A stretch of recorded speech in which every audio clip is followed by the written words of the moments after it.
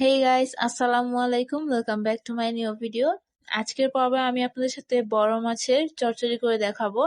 তো কথা না বলে চলুন রেসিপিটি শুরু করা যাক। প্রথমে আমি নিয়ে নিয়েছি পেঁয়াজ কুচি, দিয়ে দিচ্ছি টমেটো আর কাঁচামরিচ কুচি। এবার দিয়ে দিচ্ছি মাছ। এই মাছগুলোকে আমি ছোট ছোট টুকরো করে কেটে নিয়েছি। দিয়ে দিচ্ছি 2 চা চামচের মতো রসুন বাটা। এবার দিয়ে দিচ্ছি ভাজা জিরার গুঁড়া, স্বাদ মতো লবণ, হলুদ আর মরিচ। দিয়ে দিচ্ছি তেল আর হাফ চামচ পরিমাণ ধনিয়ার গুঁড়া। এবার সবকিছুকে ভালোভাবে মিশিয়ে নিচ্ছি। মিশিয়ে আমি চুলাটা অন করে দিব।